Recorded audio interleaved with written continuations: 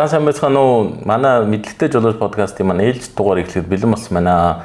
Өнөөдөр аяллаас явж ирснийхээ дараа за юун дээр анхаарах вэ гэдэг талаар манай Pit Auto Service-ийн маань менежер, салбарын менежер Бат Түшиг маань та бүхэнд ярьж өгнө. За тэгээд Түшиг одоо нөгөө хүмүүс маань ингээд аялалдаа явсан учраас зарим нь за 5000 км явсан, зарим нь 100000 км явсан байгаа тийм. За тэгээд тоос шороо за ихэнхдээ л нөгөө нэг засвал бич замаар явсан байгаа тийм. Тоос шороо усаар явсан байгаа. За тэгээд эргээд ирсэн үед одоо яг юун дээр анхаарах вэ? Яг ямар сервисүүд машиндаа хийлгэх вэ? За миний хувьд болохоор одоо нэг ингэжсэн та хөдөө явжод эргэж ирээд за тэгээд өвөл жоохон хүүтрээд 10-11 сар болоод ирсэн машин маань явах байсан. Яагаад явахгүй 10 гэж явах байцдаг. Тэгээ гараашнда чи орлоод явчихаар явчихад ийм болоод зэхгүй. За тэгэхээр энэ минь одоо яг юунаас болоод вэ? За юун дээр анхаарах вэ гэдэг талаар манай үзэгчд тодорхой мэдээлэл өгөөч. За. Жолооч нар маань ерөнхийдөө нэг ажиглагдаад байдаг юм нь явахаас өмнө айгүй их бэлдээл бүх юм хийлгээл айгуугаа явал явж ирчихэд хотод ирэнгүүтээ тайвшраад ингээд машина хайчих нэг юм хандлагатай байгаад байдаг. Тэгэхээр тэгж болохгүй. Яваад ирсэн болвол ерөнхийдөө айлуулах заавал үзүүлэх хэрэгтэй. Шалтгаанууд бас хэд байна л да. За магадгүй одоо саяны чиний жишээн дээр ярихад те усаар их явцсан бол эсвэл усан дотор одоо суугаад ч юм ингээд удаан зогссон бол хүч дамжуулах ангиуд руу тэр амьсгалуураар ус орсон байх магадaltaй. Тэгээд яаж ийхэр гадаа гараад температур хөрөнгөт хөлдөөд хамгийн чи хөлдөж нөгөө эрдвтер дотор байгаа ус чи хөлдөж шүү дээ. За тэнгуүтэ дулаан газар орж ирээд гисгээр зэрэг яваад ирсэн ч юм уу те. Иймэрхүү нөхцөлөд үүссэн гэж магадгүй. Тэгэхээр ялангуяа хөдөө яваад ирсэн, усаар их яваад ирсэн бол за тэр тослогооны ажлуудыг бүгдийг айлуулах хийлгэн. Тэр нь цэгэн тослогоо. Цэгэн тослогоогоо заавал хийлгэх нь байна. Хүч дамжуулах ангиудын тосоо заавал үзүүлэх нь байна. Магадгүй ус мус ороогүй янз бүр болоо гэж болно шүү дээ. Шалгуулчих хэрэгтэй. Хэрвээ шалгаад үзэн ус орцсон бол хүч дамжуулах ангийн тосууд ингээд сүлэрдсэн болоод эдцэн мэддэг байхгүй. Тэгэхээр тийм байх юм бол сайхан тосоо сольчих хэрэгтэй. Шууд нэг удаад солиод чи бас цэв цэвэрхэн болохгүй. Тэгэхээр бас нэг юм давтамжтай солих шаардлага үүснэ гэсэн үг. За тэгээ хөдөлгүүрийн тосоо шалгах чинь ерөнхийдөө одоо сүүлийн хөдөлгүүрийн тосууд бол бидний аяны замын ашиглалтыг бол даачна. 8000 км, 10000 км-ийн ашиглалтыг бол хөдөлгүүрийн тосууд бол бүгд даачна. Тэгэхээр магадгүй та явж ирээ те шаардлагатай бол хөдөлгүүрийн тосооч гэсэн сольчих хэрэгтэй. Шүүрнүүдээ бүгднгийн шалгаа те шаардлагатай бол дахиад бүгдийн солихол хэрэгтэй. За мөн явах ангийн юмнуудаа үүсэх хэрэгтэй. Үсэрч харайсан бол те ямар нэг ид ангид хэв ажилт үүссэн бол мөн түүлхий дангууд, тулгуурын дангууд дээр сөрөг чимээ илэрж байгаа бол илрээгүй байсан ч гэсэн шалгуулчих хэрэгтэй гэсэн үг. Тэгэхээр явж ирээд машина дахиад сайхан үзлэгт оруулаад шаардлагатай юмнуудаа солиулаад ингээд бэлтгэх нь бол зайлшгүй ер нь бол хийх ажлуудын нэг болчиход байгаа юм л да. Тэгээд энэ ч зөв шүү. Одоо хүмүүс явж ирчээд энэ нь бол ингээд хотод ирсэн шиг тавьчих хэрэгтэй. Тэгж бас болохгүй хэн за машин маань бас явах өмнөөс үйлчлэгээ хийх хэрэгтэй. Явж ирээд бас үйлчлэгээ хийх нь бас их чухал байх нэ. Хангаа руу явсан машинууд дээр хөвчлэн тохиолдод байгаа юм л да. Пеланзан дээр ингээд сэнсрэлт ч юм уу деформац үүссэн тиймнүүд их ажиглагдаад байдаг. Тэгэхээр тэр чинь одоо тоормс гიშгүүд нөгөө нэг өрүүлж чигнэх тийм үйлдэлүүд бий болоод байгаа шүү дээ. Тэр чинь нөгөө тоормслол чинь гүйцэд болохгүй байна. Тоормсын зам хурцсах магадaltaй болсон байна гэсэн үг шүү дээ. Тэгэхээр эдгээр юмнуудаа бас үзүүлэх хэрэгтэй, шаардлагатай бол пеланз өнгөлөх хэрэгтэй. Өнгөлгөө авахааргүй байх юм бол пеланз бас солих хэрэгтэй гэсэн үг. Гэх мэтлэн түрүү хэлсэнчлэн тоормсын систем бол хамгийн чухал зүйл. Тэгэхээр тоормсын системийг бол найдвартай ажиллагаатай байлгах хэрэгтэй. Тийм учраас наклад пеланзны үйлчлэгээ бол маш сайн хийх хэрэгтэй гэсэн үг. Тийм. За тэгээд нөгөө нэг ялангуяа одоо орнууд зүүн тал руу өндөр өв сургасан газар руу явцсан машинууд бол эргэж ирэн доогуура бас сайн үзлэг хийх хэрэгтэй тийм. Битүү өвс орцсон тийм. За тэгээд яг явж явах үед ч болохоор яг нөгөө өвс чинь нойтын энтер байна шүү дээ. Тэгээд эргэж ирсэн дээр жоох дэрч нөгөө нэг хөдлүүрийн халуун за юу юм цаагаа гараас жоохон хатан тийм. Хатангууд дараа яг яндын энтерт байгааг ойрхон байгаас нэг шатцдаг байна шүү дээ. За жолооч нар ч гэсэн замд явж байхдаа шин өндөр өвстэй газар явсан бол доогоороо бас орж харж явах хэрэгтэй. Өвс орсон бол өвсийг гаргаж явах хэрэгтэй. За өвс орсноос л ингээд гал гарах тохиолдол бас маш их байгаа тийм.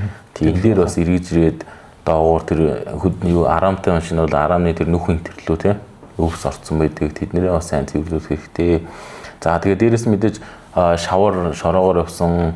За тэгвэл төлөвлөрийн нөгөө нэг жишээ нь банк за арам за янз бүрийн доогуур хэсгүүд дээр маань маш их шаварлаг тогтцсон байдаг тий. За энийг бас угаалгаа цэвэрлүүлэх хэрэгтэй. За шаварлаг ма энтер байна гэдэг чинь мэдээж машиныхын жинг нэмэл гэсэн үг шүү дээ. Хэрэгцээгүй жинг нэмээд. За жин нэмэгдэнэ гэдэг чинь мэдээж шатхууны зарцуулга маань дагаал усдаг тий. Тэр энтрээ бас ингээд бас үзүүлчих хэрэгтэй байна. Баяжгараа манайхаа мэдлэгтэй жолооч подкастын маань хамтран ажиллагч уулуурхан хүнд машин механизмын сэлбэг засвар үйлчлэгээр мэргэжсэн Parts Network компани. Тэгэхээр дугуй энэ төр одоо ямар юу байдгүй. Одоо нэг хад чулуутай газарын дугуй муу одоо ингээд нэг хавантаа энэ төр болцсон байдаг тий. За химийн хохроод унтсан байдаг тий. Тэр мэр дээр одоо яг ямар үйлчлэг хийх үү? За дугуй хэрвээ булдруу ургацсан ч юм уу хавгандсан байх юм бол тэр бол ер нь солисон л зөв л дөө. Тэрэн дээр одоо ямар нэг үйлчлэгээ гэдэг хаас илүү зүгээр солисон тэр хамаагүй өрөөснөр нь ч хамаагүй ер нь солисон л тэр. Тэгтээ яг хит илэгдэлтэй бол хээний өндөр нам үүсэх магадaltaй. Тэгтээ аль болох солисон дээр гэсэн үг. Тэн дээр ямар нэгэн засвар үйлчлэгээ хийгдээд ингээд байх юм бол байхгүй. Илүү найдвартай болох үднээс тэр тиймэрхүү тохиолдолд бол дугуйгаа заавал солисон дээр гэсэн үг. За тэгэхээр одоо явж ирчээд хөдөлгүүрийн тос маань явж ирээд солиход за их явсан бол явж ирээд тослоход яг таарах нь тийм нэг 8-аас 10 мянга болсон бол за тэгээ антуризм энтрэ бол ингээд хөдөлгүүр байнгын өндөр ачаалттай явж байгаа тэгмүүд эргэж ирээд бас тэр өндөр ачаалаас ч юм болоод антуризмны маань хөлдөг температурын тэр өөрчлөгдөх тийм тохиолдол байх уу тэр мөрийг бас шалгуулах шаардлага байна уу? За тэр асуудал бол дахиад нөгөө түрүү хэлсэнчлэн аддитивнээс хамаарна. Тэгэхээр таны хэрэгэлсэн хөргөлтийн шингэн ямар үнэтэй байсан те үннээсээ бас шалтгаалчж байгаа. Одоо ингээ өндөр үнэтэй сайн чанарын хөргөлтийн шингэнүүд бол ихэвчлэн нөгөө премиум long life буюу ашиглалтын хугацаа маш урттай.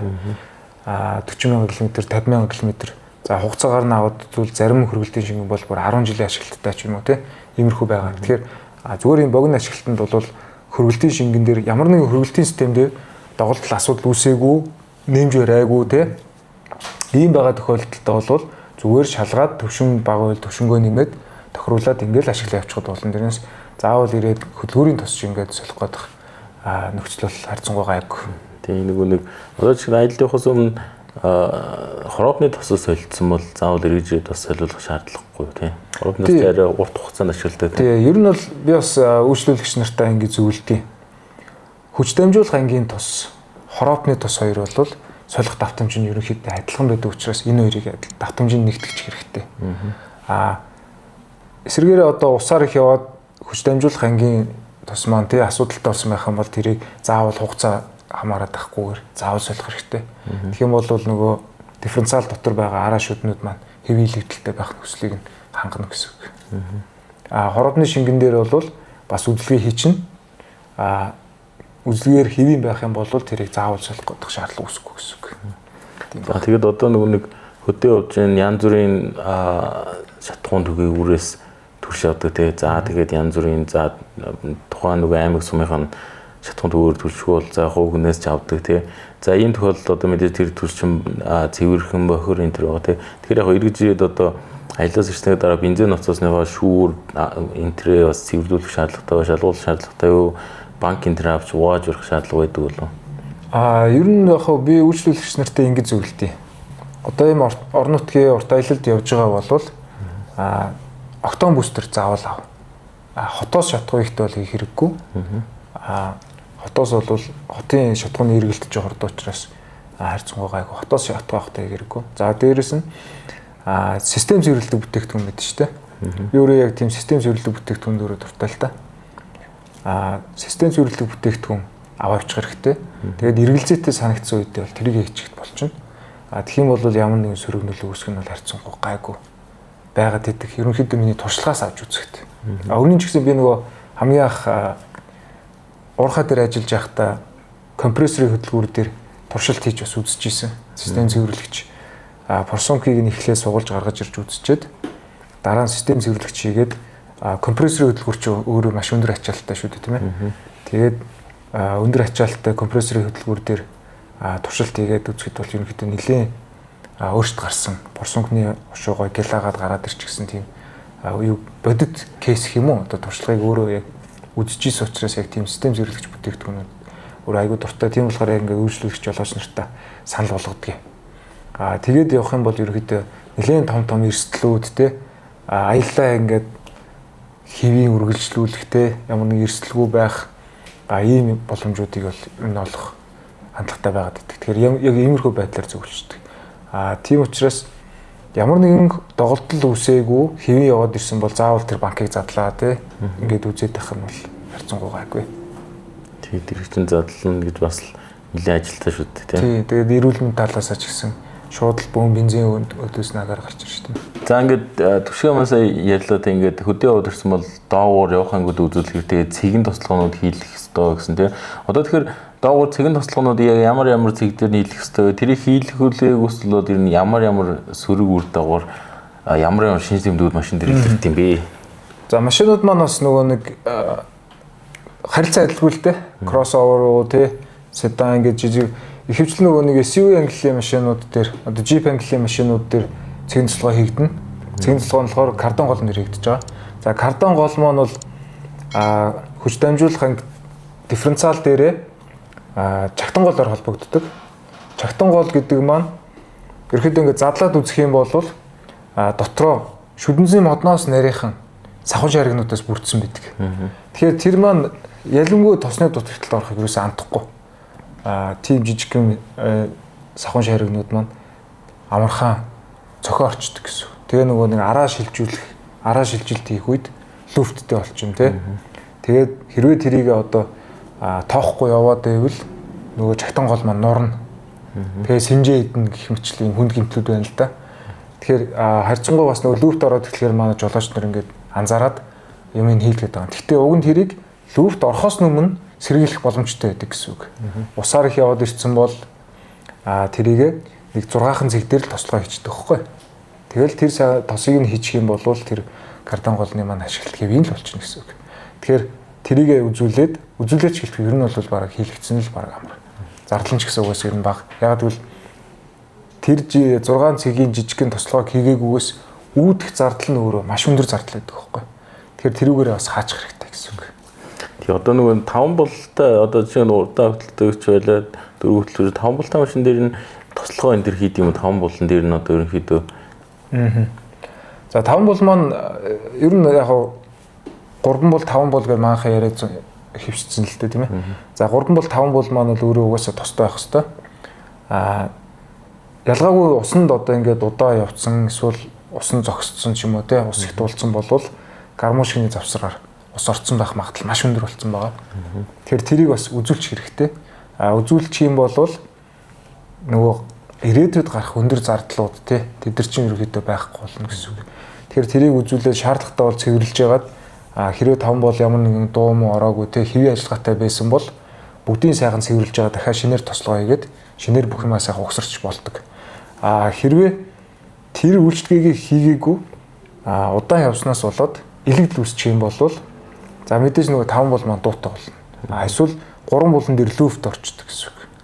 Хундаг 3 булны шариг хоёрын хооронд завсар гарна гэсэн үг. Тэр нөгөө тослогоо муу явснаас илэгдэл хоёр металл үргэлжлэлээс болж илэгдэл үүсэж байгаа гэсэн. За тэр нь бас нэг юм асуудал гэдэг нь одоо люфт орцсон үедээ машиныг ингээд засварын төв дээр очиод өргүүлээд үзлээ шүү дээ тий. Тэнгүүд дугуйнууд доош унжсан шүү дээ. Унжсан байрлал нь яадаг вэхээр хэвийн одоо газар дугуйн дээр байгаа үедээ ажлын байрлал байгаа.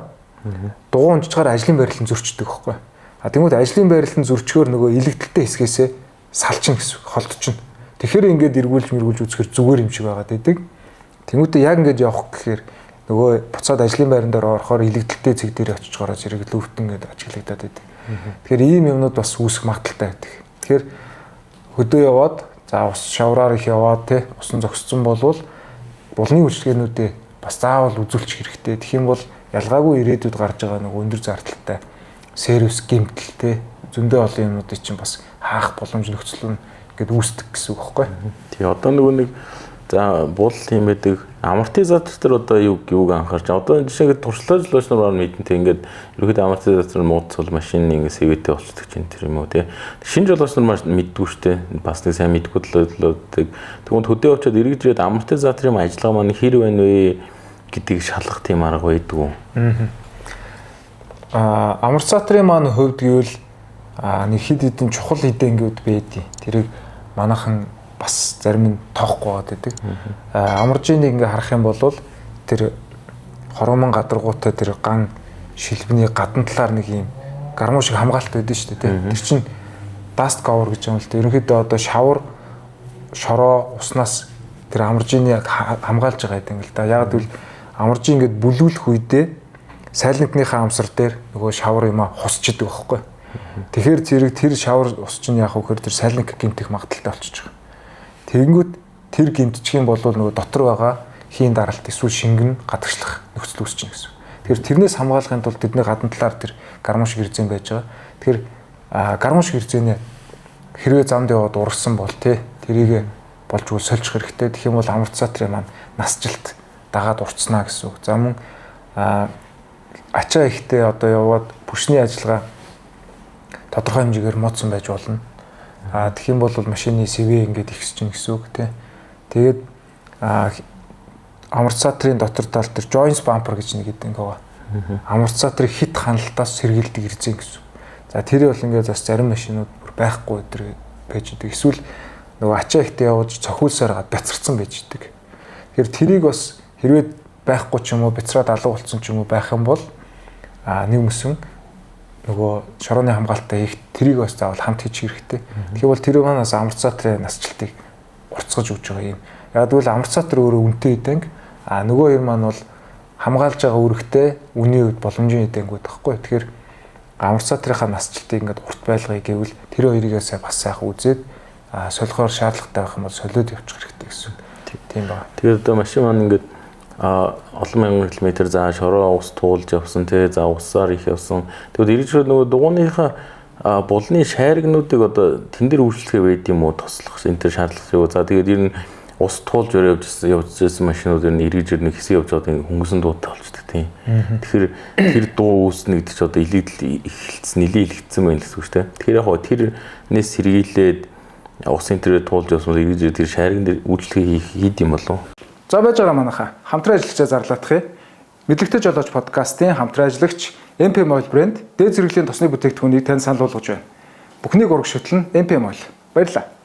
Үзүүр үгийн шаврагтай одоо захын дамжуулагчтай тийм үү те одоо Land Cruiser 100 470 105 одоо энэ 70 сэрүүдээ эднэр дээр бол сайхан үйлчлэгийг хийж болно. Сүүлийн үеийн одоо машинууд маань ялангуяа энэ жижиг тэрэгнүүд ч гэдэм үү те цаавны шайраг нь угсаргаатайгаа стүүцтэйгээ гэж ярьдаг те ингээд угсаргаатайгаа байдаг. За тийм шайрагн дээр бол ер нь тийм үйлчлэгээ хийх боломж харьцангуй бага.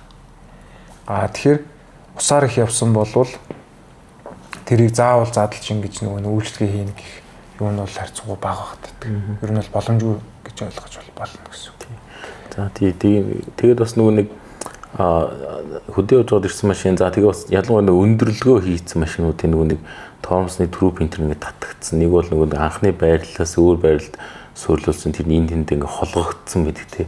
Тэр мөр дээр одоо хийх үйлчлэгээ үзлэг энэ төр одоо юу вэ? За хэрвээ ингээд тэр тоомсны эрзэн трүү принтер маань төмөр трүүп нь холгогдсон бол яг ямар арга хэмжээ авах вэ?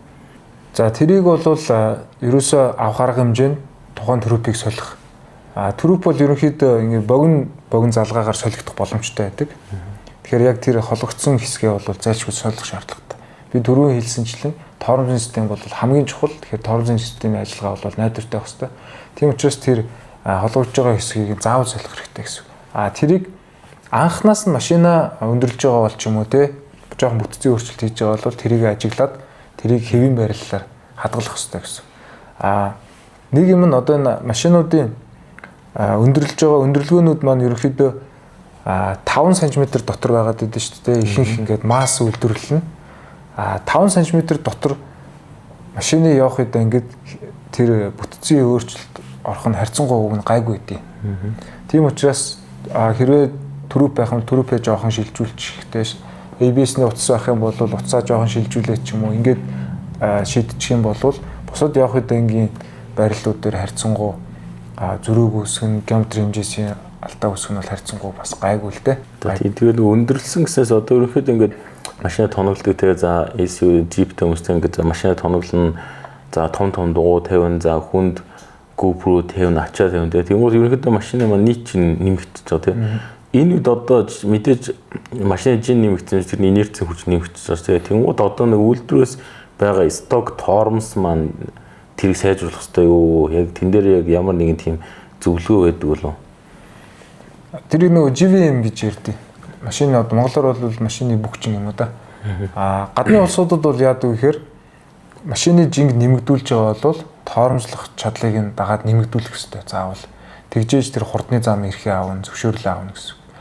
Монголд бол одоохондоо бид нар яг нэг тийм заавал тэгнэ гэсэн юм байхгүй учраас манайхан ерөөдөө ингээд хүснээр юмнуудаа хийчихэд байгаа л да. Тэгэхээр тэр маань эргээд машины тоормзын замыг уртсгах, тоормзон дээр ирж байгаа ачааллыг нэмэгдүүлэхтэй энэ нөхцлүүдийг ерөөдөө бүрдүүлээд эхэлдэг гэсэн үг. Тэгэхээр тэрэн дээр бол хэрвээ шаардлагатай бол тоормзныхаа чадлыг нэмэгдүүлэх эдэнгүүдийг одоо план солих, дискийг солих, тоормзны накладыг солих, тоормзын брейк бустер гэж ярьдэн шүү дээ. Одоо хүчлүүр гэж. Тэдрийг солих энэ арга хэмжээнүүдийг авчих юм бол тоормзын систем бол ерөнхийдөө нэг 30 орчим хувиар нэмэгдэх боломжтой. Тэгэх юм бол зогсоохт тоормзны замын урт маань ч гэсэн маш сайхан богиносоод ороод ирнэ. Тэгэхээр тоорн нөгөө автомашины хэвийн үйл ажиллагаа бол хангагдчих боломжтой гэсэн үг. За тэгэхээр хөдөө явж байгаа болон явах гэж байгаа, за яваад ирж байгаа хүмүүс маань сая манай төвшөөгийн маань ярьсан энэ үйлчлэгнүүдийг за тэгээд бас шалгалтууд машины үйлчлэгнүүд бол тогтмол хийлгэх хэрэгтэй байх нэ. За хөдөө явахдаа хийлгэх хэрэгтэй байх нь. За эргэж ирээд бас хийлгэх нь бас маш чухал байх нэ. За тэгээд одоо нэг юм нийтлэг юм ажлууд гэдэг тийм ингээд хөдөө явж байхад замын хажууд ингээд нэг машин энэ эвдрээ зогссон байдаг тийм. За тэгээ гараа өргөлөд ихэнх жолооч нар маань ингээд зогсохгүй өнгөрөөд идэх тийм.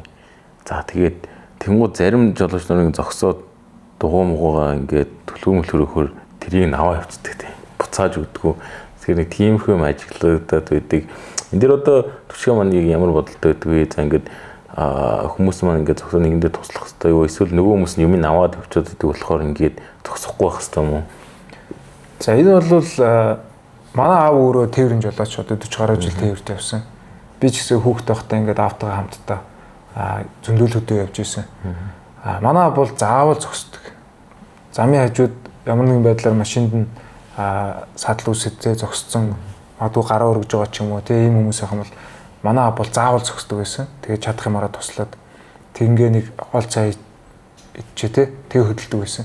Тэгэхээр би бас яг тэрэн шиг тий жолооч нарыгаа хэрвээ хэн нэгэн таны туслам шаардлагатай байвал туслаад өгөөрэй.